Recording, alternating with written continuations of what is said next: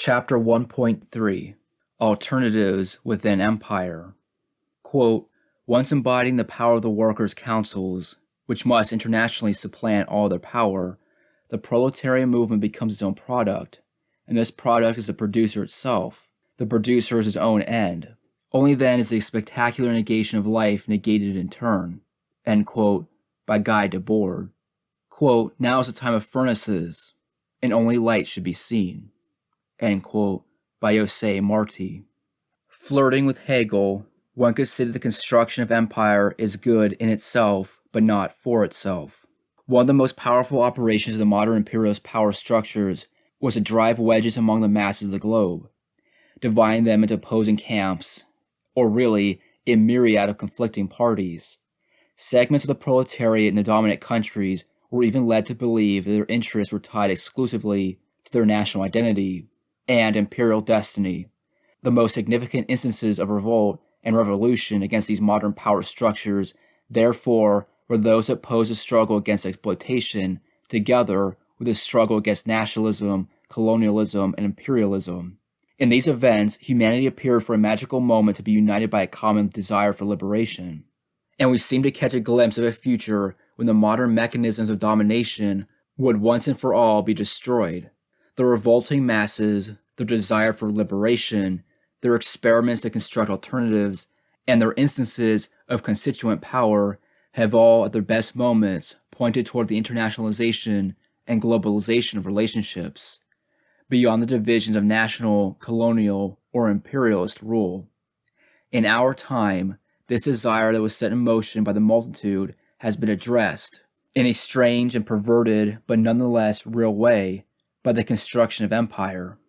One might even say that the construction of empire and its global networks is a response to the various struggles against the modern machines of power, and specifically to class struggle driven by the multitude's desire for liberation. The multitude called empire into being. Saying that empire is good in itself, however, does not mean that it is good for itself. Although empire may have played a role in putting an end to colonialism and imperialism, it nonetheless constructs its own relationships of power based on exploitation that are in many respects more brutal than those it destroyed. The end of the dialectic of modernity has not resulted in the end of the dialectic of exploitation. Today, nearly all of humanity is to some degree absorbed within or subordinated to the networks of capitalist exploitation. We see now an ever more extreme separation of a small minority that controls enormous wealth from multitudes that live in poverty at the limit of powerlessness. The geographical and racial lines of oppression and exploitation that were established in the era of colonialism and imperialism have in many respects not declined, but instead increased exponentially. Despite recognizing all this, we insist on asserting that the construction of empire is a step forward in order to do away with any nostalgia for the power structures that preceded it, and refuse any political strategy that involves returning to the old arrangement, such as trying to resurrect the nation-state to protect against global capital. We claim that empire is better in the same way that Marx insists that capitalism is better than the forms of society and modes of production that came before it. Marx's view is grounded on a healthy and lucid disgust for the parochial and rigid hierarchies that preceded capitalist society, as well as on a recognition that the potential for liberation is increased in the new situation. In the same way today, we can see that empire does away with the cruel regimes of modern power, and also increases the potential for liberation.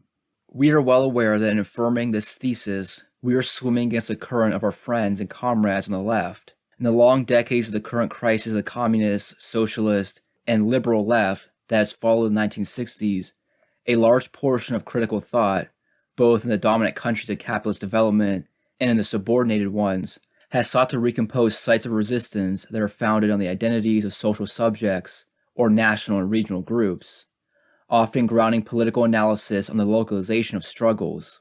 Such arguments are sometimes constructed in terms of place-based movements or politics, in which the boundaries of place, conceived either as identity or as territory, are posed against the undifferentiated and homogeneous space of global networks. At other times, such political arguments draw on the long tradition of leftist nationalism, in which, in the best cases, The nation is conceived as a primary mechanism of defense against the domination of foreign and/or global capital. Today, the operative syllogism at the heart of the various forms of local leftist strategy seems to be entirely reactive. If capitalist domination is becoming ever more global, then our resistances to it must defend the local and construct barriers to capital's accelerating flows. From this perspective, the real globalization of capital and the constitution of empire must be considered signs of dispossession and defeat. We maintain, however, that today this localist position, although we admire and respect the spirit of some of its proponents, is both false and damaging. It is false, first of all, because the problem is poorly posed.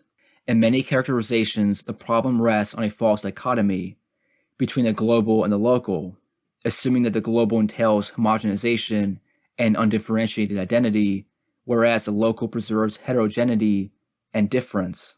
Often implicit in such arguments is the assumption that the differences of the local are in some sense natural, or at least their origin remains beyond question. Local differences pre-exist the present scene and must be defended or protected against the intrusion of globalization. It should come as no surprise, given such assumptions, that many defenses of the local adopt the terminology of traditional ecology, or even identifying this local political project with a defense of nature and biodiversity. This view can easily devolve into a kind of primordialism that fixes and romanticizes social relations and identities. What needs to be addressed instead is precisely the production of locality, that is, the social machines that create and recreate the identities and differences that are understood as a local. The differences of a locality are neither pre-existing nor natural, but rather effects of a regime of production. Globalism, similarly, should not be understood in terms of cultural, political, or economic homogenization. Globalization, like localization, should be understood instead as a regime of the production of identity and difference, or really of homogenization and heterogenization.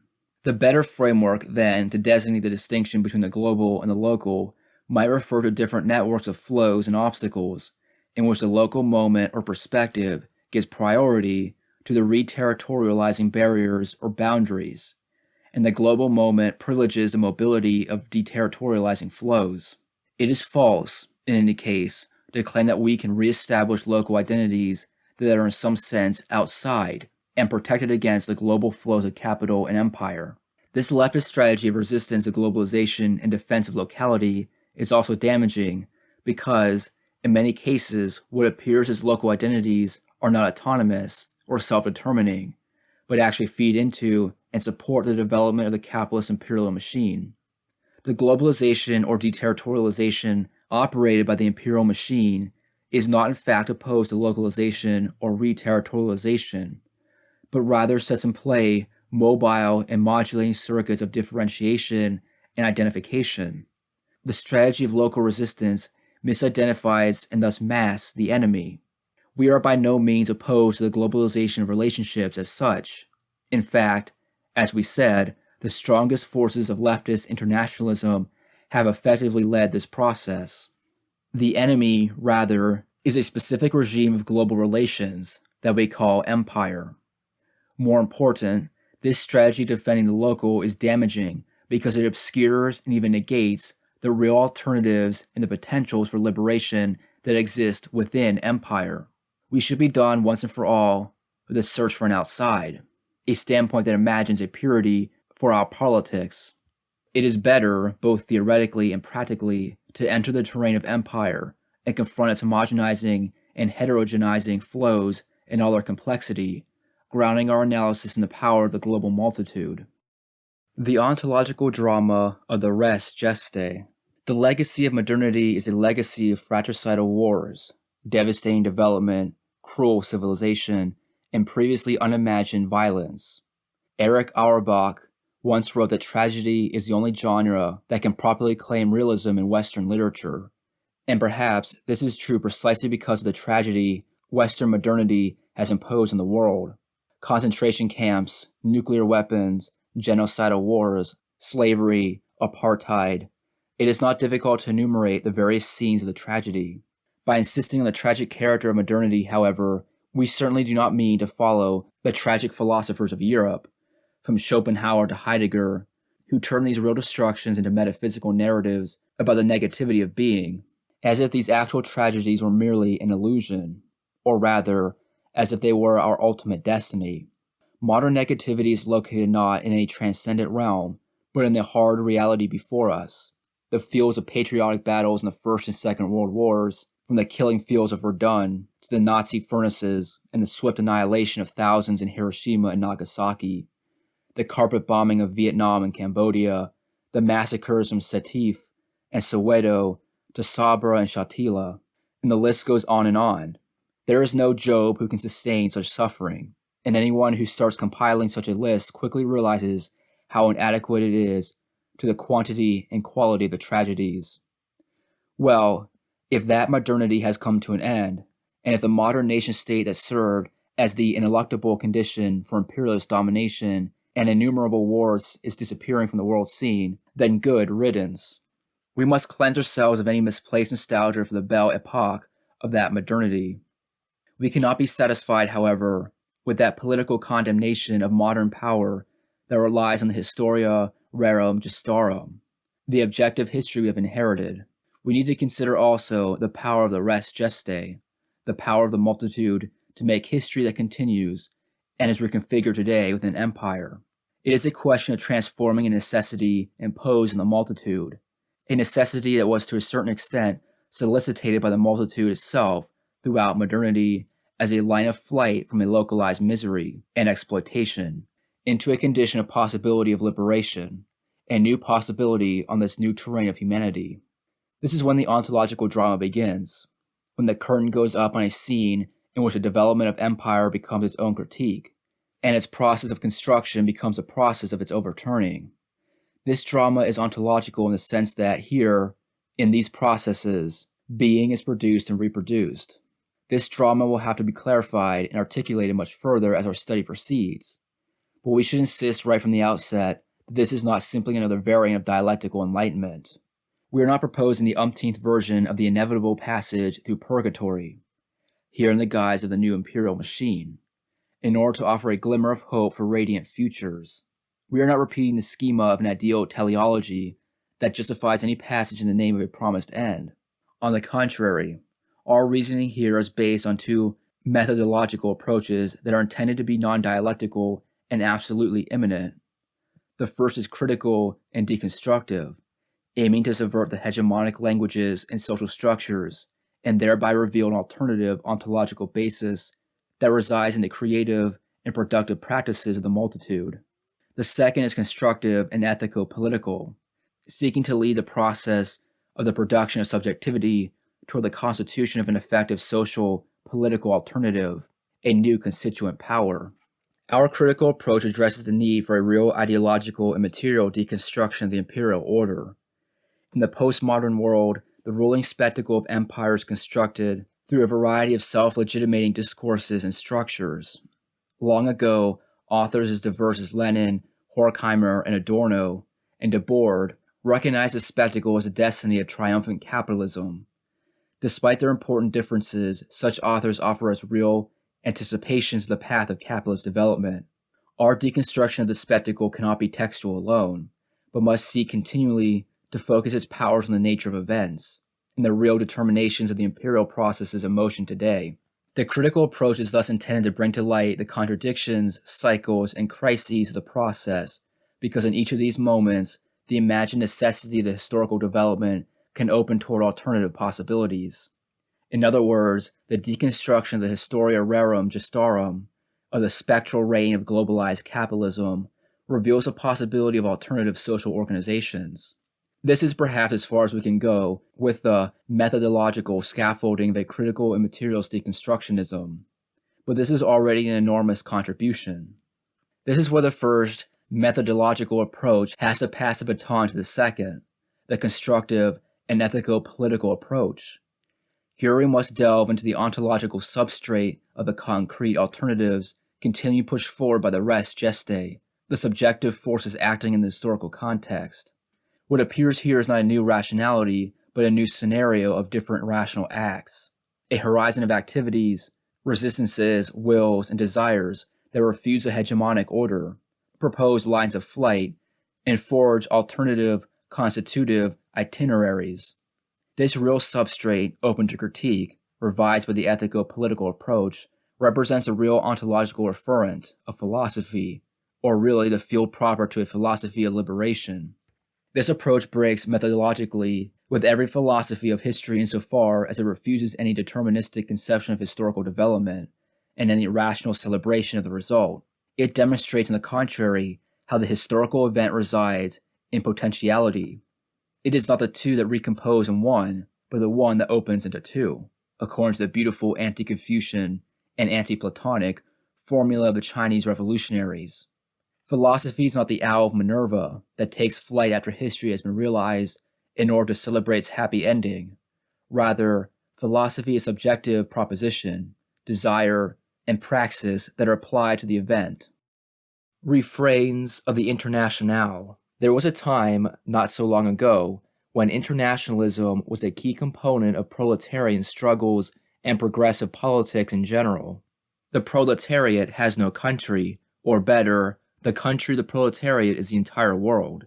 The Internationale was a hymn of revolutionaries, the song of utopian futures. We should note that the utopia expressed in these slogans is in fact not really internationalist. If by internationalist, we understand a kind of consensus among the various national identities that preserves their differences but negotiates some limited agreement.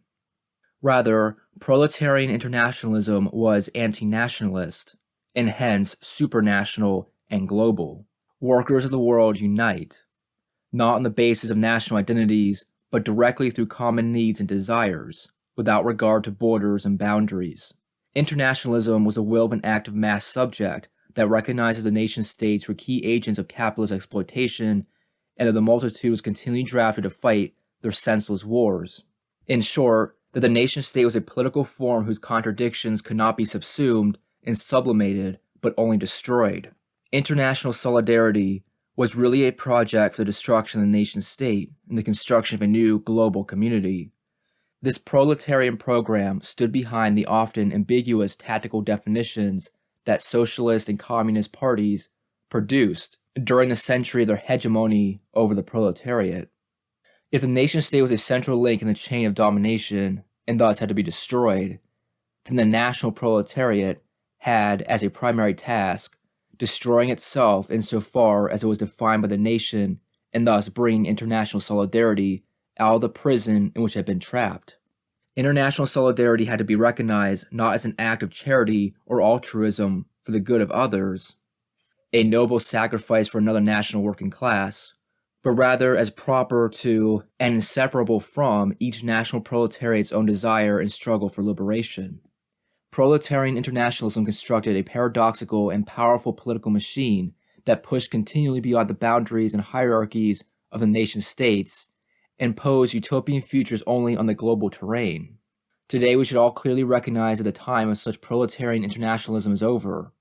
That does not negate the fact, however, that the concept of internationalism really lived among the masses and deposited a kind of geological stratum of suffering and desire, a memory of victories and defeats, a residue of ideological tensions and needs. Furthermore, the proletariat does in fact find itself today not just international, but, at least tendentially, global.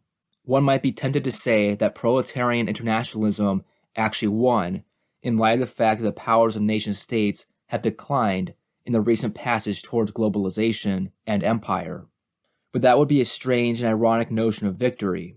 It is more accurate to say, following the William Morris quotation that serves as one of the epigraphs for this book, that what they fought for came about despite their defeat. The practice of proletarian internationalism was expressed most clearly in the international cycles of struggles.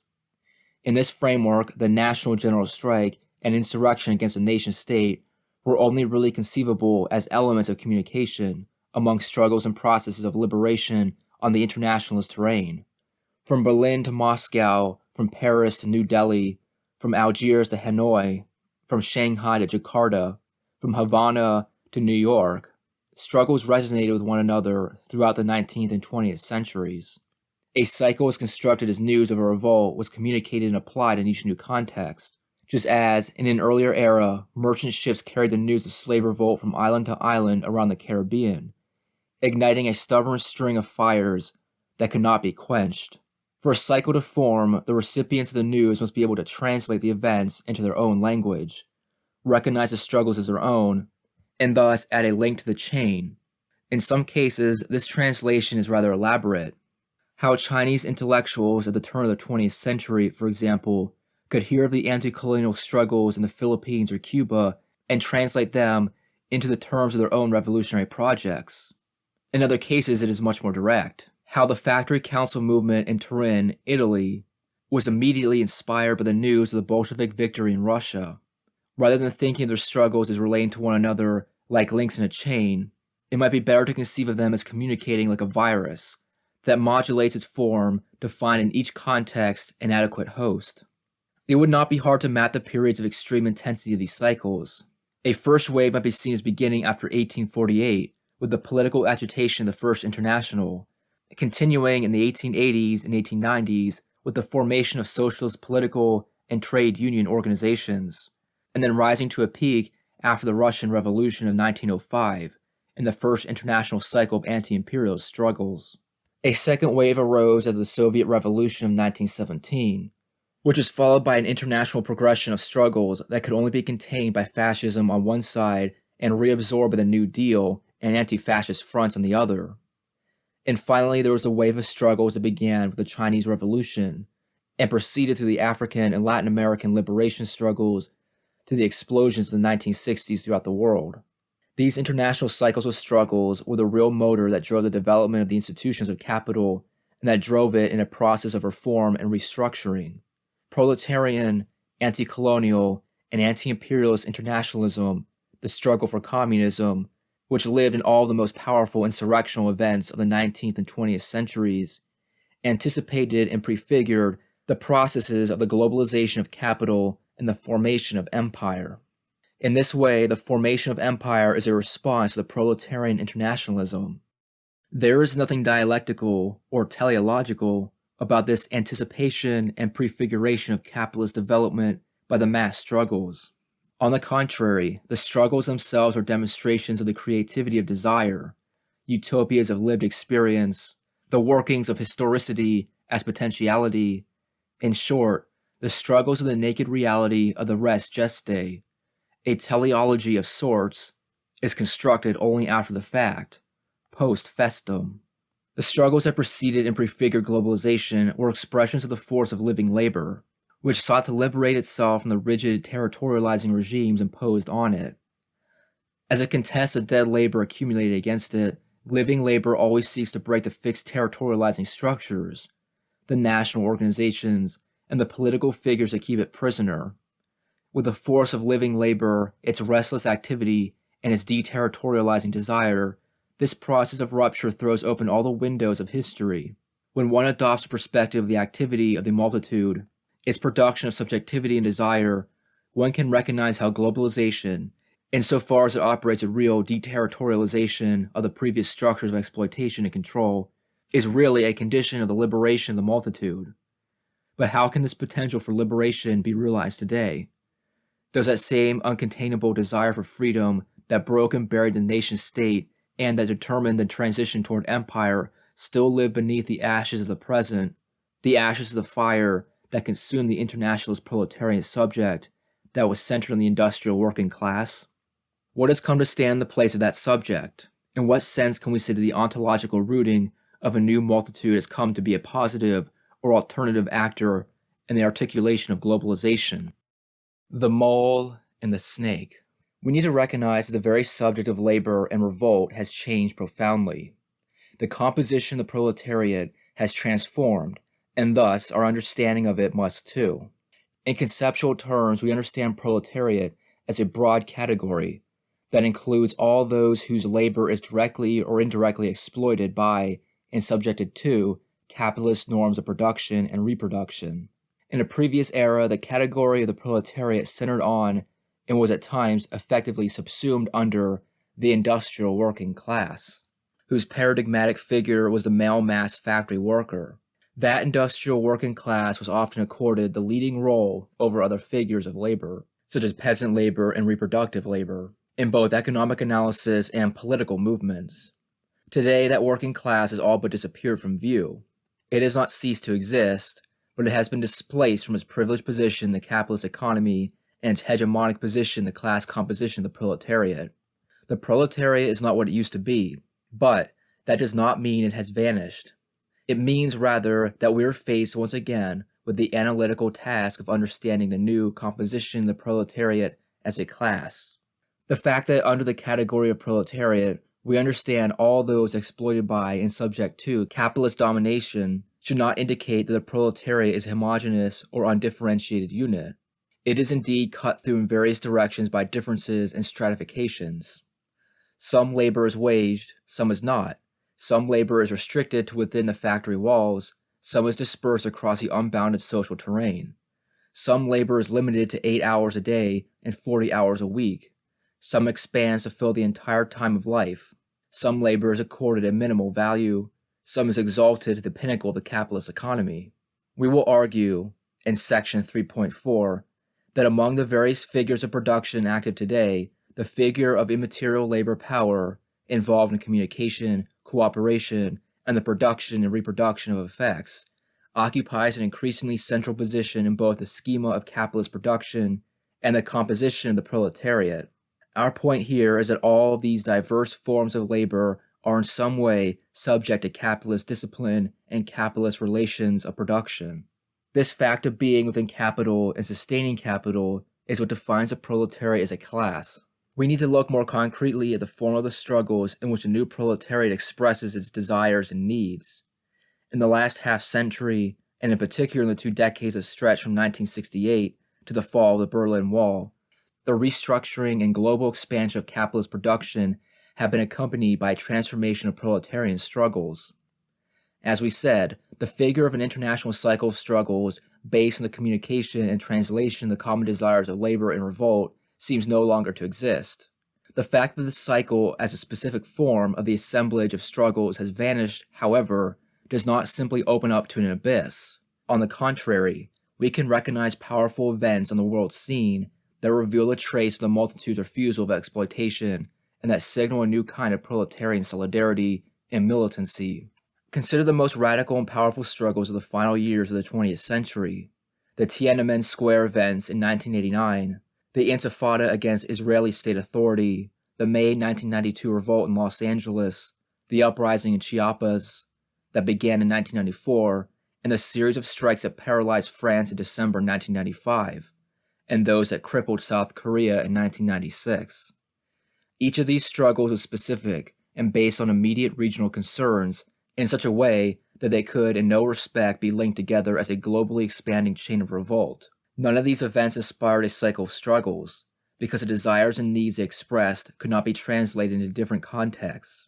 In other words, potential revolutionaries in other parts of the world did not hear the events in Beijing, Nablus, Los Angeles, Chiapas, Paris, or Seoul and immediately recognize them as their own struggles. Furthermore, these struggles not only fail to communicate to other contexts, but also lack even a local communication, and thus often have a very brief duration where they are born, burning out in a flash. This is certainly one of the central and most urgent political paradoxes of our time. In our much celebrated age of communication, struggles have become all but incommunicable. This paradox of incommunicability makes it extremely difficult to grasp and express the new power posed by the struggles that have emerged. We ought to be able to recognize that what the struggles have lost in extension, duration, and communicability, they have gained in intensity. We ought to be able to recognize that although all these struggles focus on their own local and immediate circumstances, they all nonetheless pose problems of supernatural relevance, problems that are proper to the new figure of imperial capitalist regulation. In Los Angeles, for example, the riots were fueled by local racial antagonisms and patterns of social and economic exclusion that are in many respects particular to that post-urban territory. But the events were also immediately catapulted to a general level insofar as they express a refusal of the post-Fordist regime of social control.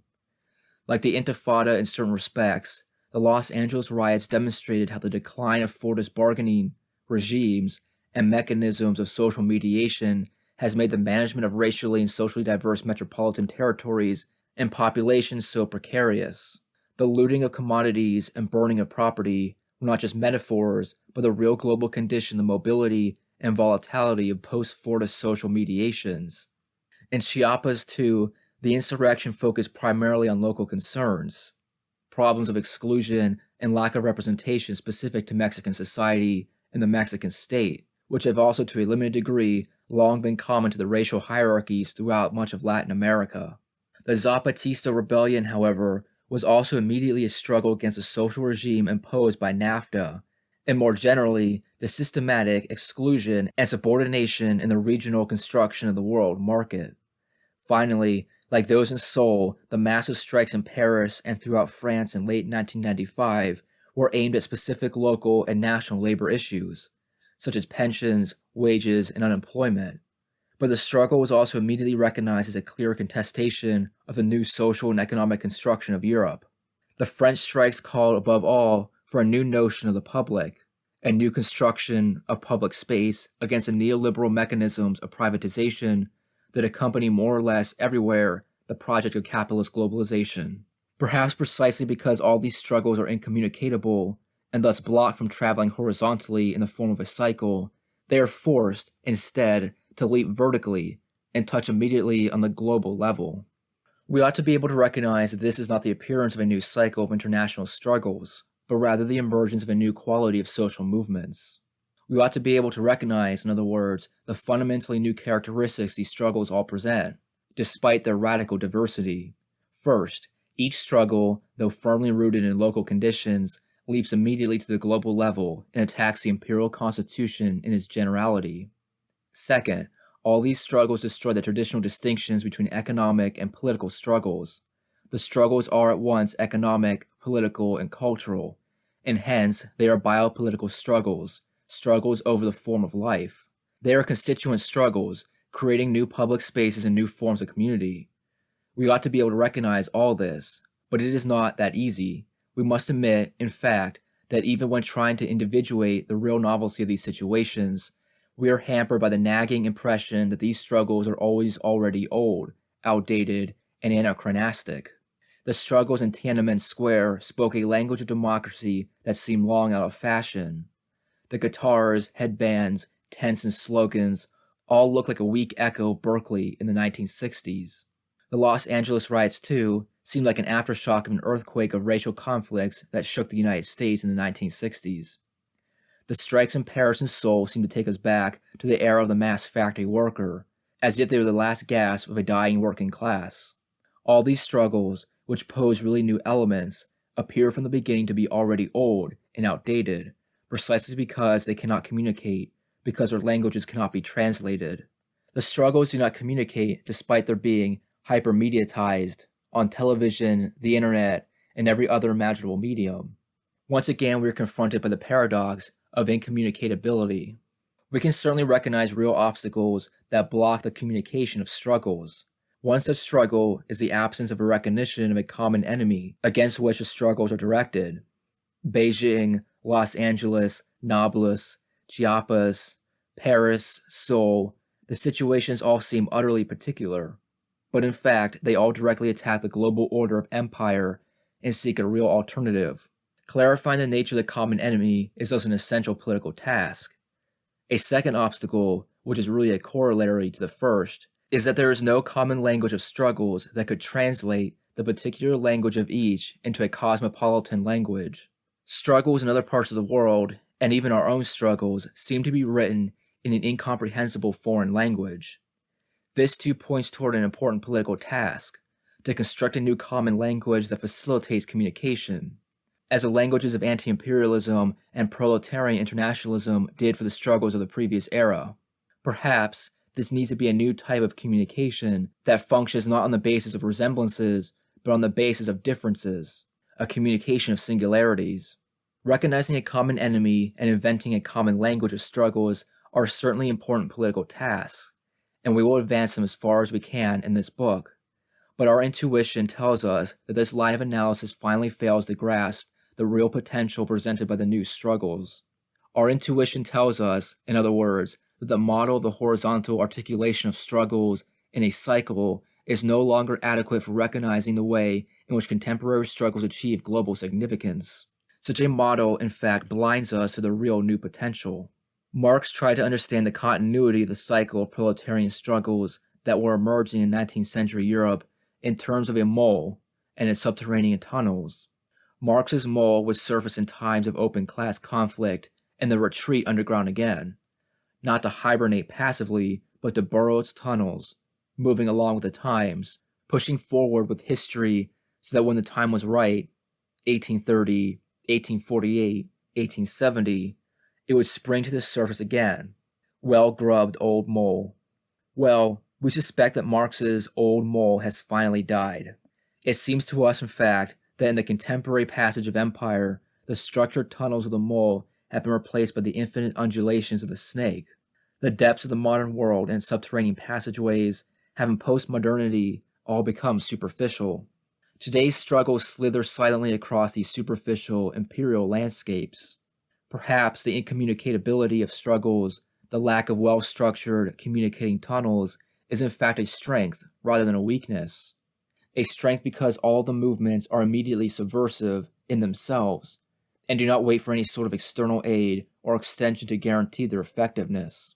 Perhaps the more capital extends its global networks of production and control, the more powerful any singular point of revolt can be. Simply by focusing their own powers, concentrating their energies in a tense and compact coil, these serpentine struggles strike directly the highest articulations of imperial order. Empire presents a superficial world, the virtual center of which can be accessed immediately from any point across the surface. If these points were to constitute something like a new cycle of struggles, it would be a cycle defined not by the communicative extension of the struggles, but rather by their singular emergence, by the intensity that characterizes them one by one. In short, this new phase is defined by the fact that these struggles do not link horizontally, but each one leaps vertically, directly to the virtual center of empire. From the point of view of the revolutionary tradition, one might object that the tactical successes of revolutionary actions in the 19th and 20th centuries were all characterized precisely by the capacity to blast open the weakest link of the imperialist chain, that this is the ABC of revolutionary dialectics, and thus it would seem today that the situation is not very promising. It is certainly true that the serpentine struggles we are witnessing today do not provide any clear revolutionary tactics, or maybe they are completely incomprehensible from the point of view of tactics. Faced as we are with a series of intense subversive social movements that attack the highest levels of imperial organization, however, it may no longer be useful to insist on the old distinction between strategy and tactics. In the constitution of empire, there is no longer an outside to power, and thus no longer weak links. If by weak link, we mean an external point where the articulations of global power are vulnerable. To achieve significance, every struggle must attack at the heart of empire, at its strength. The fact, however, does not give priority to any geographical region, as if only social movements in Washington, Geneva, or Tokyo could attack the heart of empire. On the contrary, the construction of empire and the globalization of economic and cultural relationships means that the virtual center of empire can be attacked from any point. The tactical preoccupations of the old revolutionary school are thus completely irretrievable. The only strategy available to the struggles is that of a constituent counterpower that emerges from within empire. Those who have difficulty accepting the novelty and revolutionary potential of this situation from the perspective of the struggles themselves might recognize it more easily from the perspective of imperial power, which is constrained to react to the struggles. Even when these struggles become sites effectively closed to communication, they are at the same time the maniacal focus of the critical attention of empire. They are educational lessons in the classroom of administration and the chambers of government, lessons that demand repressive instruments. The primary lesson is that such events cannot be repeated if the process of capitalist globalization are to continue. The struggles, however, have their own weight, their own specific intensity, and moreover, they are imminent to the procedures and developments of imperial power. They invest and sustain the processes of globalization themselves. Imperial power whispers and names the struggles in order to charm them into passivity, to construct a mystified image of them, but most important, to discover which processes of globalization are possible and which are not. In this contradictory and paradoxical way, the imperial processes of globalization assume these events, recognizing them as both limits and opportunities to recalibrate empire's own instruments. The processes of globalization would not exist or would come to a halt if they were not continually both frustrated and driven by these explosions of the multitude that touch immediately on the highest levels of imperial power. Two-headed eagle. The emblem of the Austro-Hungarian Empire, an eagle with two heads, might give an adequate initial representation of the contemporary form of empire. But whereas in the earlier emblem the two heads looked outward to designate the relative autonomy and peaceful coexistence of the respective territories, in our case, the two heads would have to be turned inward, each attacking the other. The first head of the imperial eagle is a juridical structure and a constituted power, constructed by the machine of biopolitical command. The juridical process and the imperial machine are always subject to contradictions and crises. Order and peace, the eminent values that empire proposes, can never be achieved, but are nonetheless continually reproposed. The juridical process of the constitution of empire lives this constant crisis that is considered, at least by the most attentive theoreticians, the price of its own development. There is, however, always a surplus. Empire's continued extension and constant pressure to adhere ever more closely to the complexity and depth of the biopolitical realm force the imperial machine, when it seems to resolve one conflict, continually to open others. It tries to make them commensurate with its project, but they emerge once again as incommensurable, with all the elements of the new terrain mobile in space and flexible in time. And the other head of the imperial eagle is the plural multitude of productive, creative subjectivities of globalization that have learned to sail on this enormous sea. They are in perpetual motion, and they form constellations of singularities and events that impose continual global reconfigurations on the system. This perpetual motion can be geographical, but it can refer also to modulations of form and processes of mixture and hybridization. The relationship between system and asystemic movements cannot be flattened onto any logic of correspondence in this perpetually modulating atopia. Even the asystemic elements produced by the new multitude are in fact global forces that cannot have a commensurate relationship, even an inverted one, with the system. Every insurrectional event that erupts within the order of the imperial system provokes a shock to the system in its entirety. From this perspective, the institutional frame in which we live is characterized by its radical contingency and precariousness, or really by the unforeseeability of the sequences of events.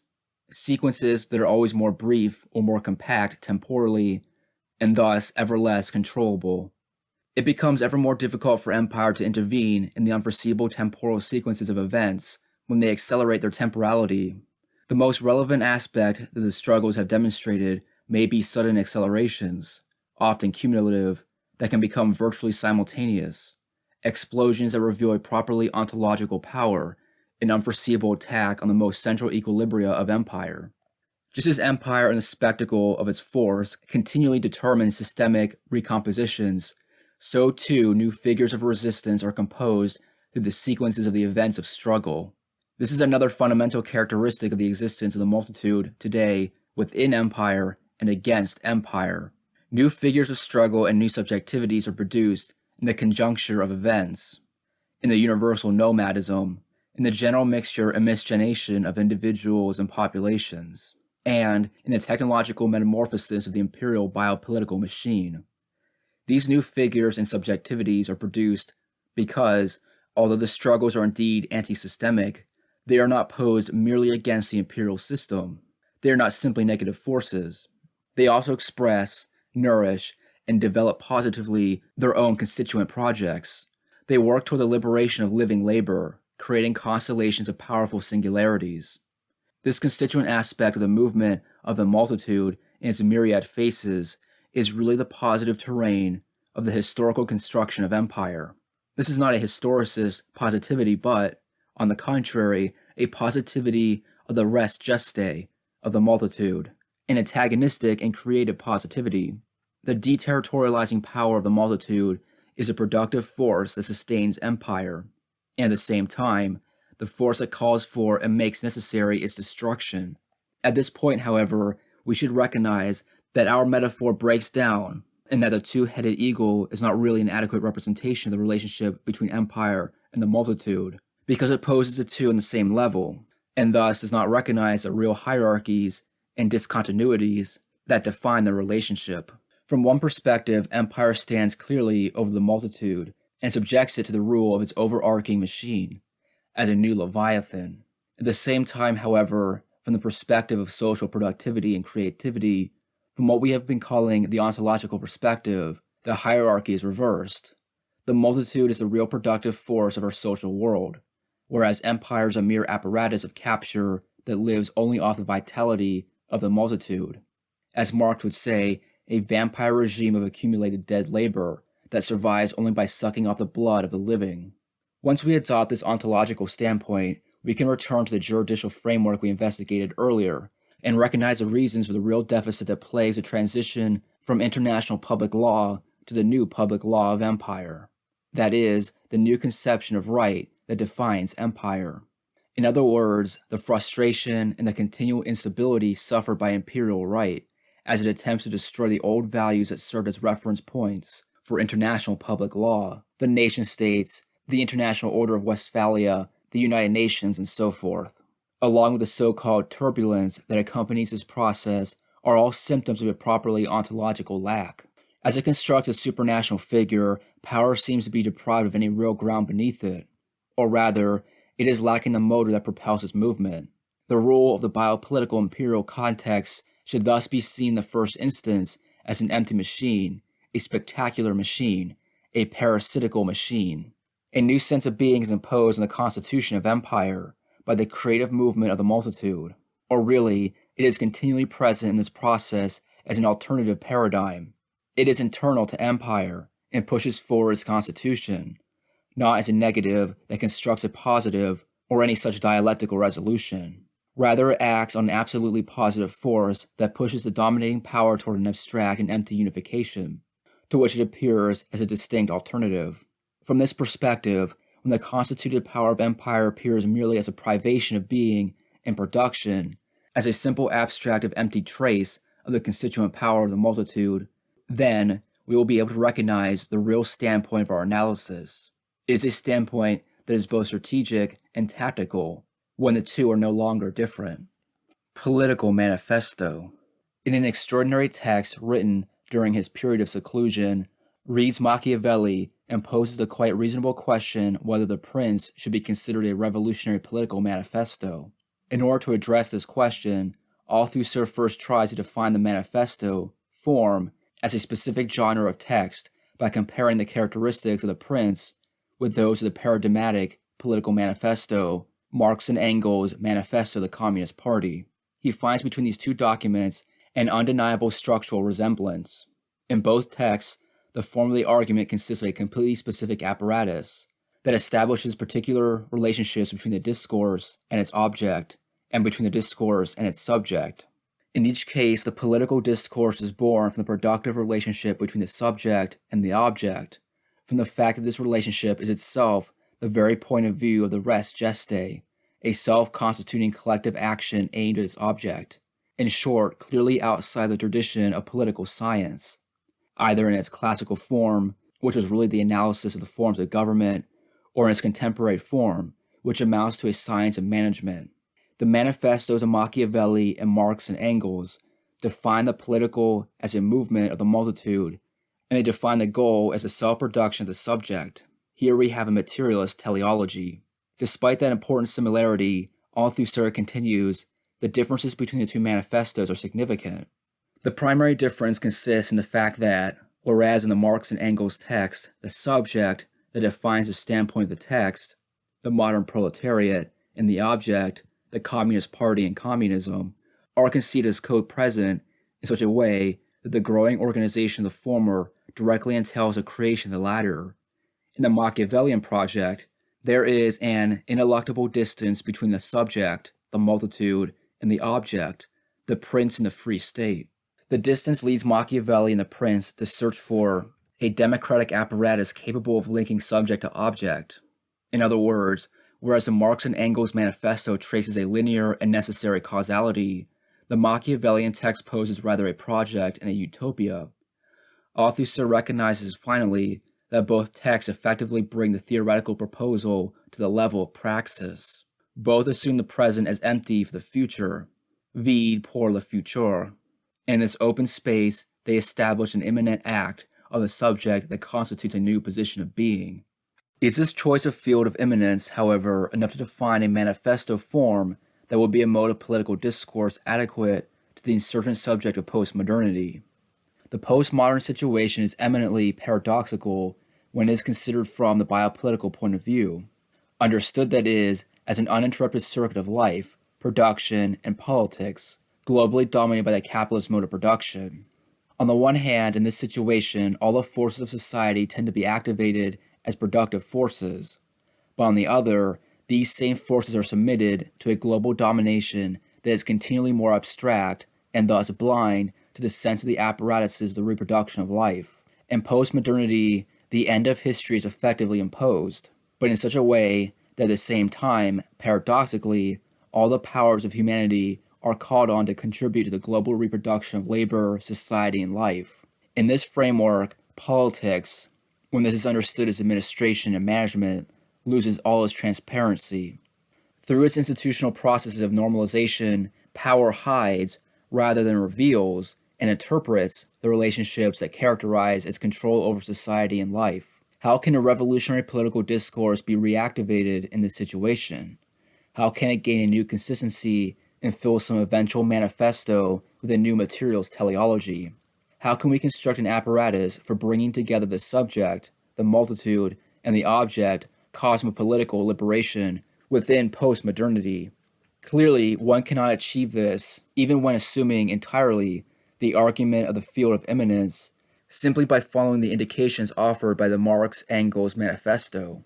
In the cold placidness of postmodernity, what Marx and Engels saw as the co-presence of the productive subject in the process of liberation is utterly inconceivable. And yet, from our postmodern perspective, the terms in the Machiavellian manifesto seem to acquire a new contemporaneity. Straining the analogy with Machiavelli a little, we could pose a problem in this way. How can productive labor dispersed in various networks find a center? How can the material and immaterial production of the brains and bodies of the many construct a common sense and direction? Or rather, how can the endeavor to bridge the distance between the formation of the multitude as subject and the constitution of a democratic political apparatus find its prince?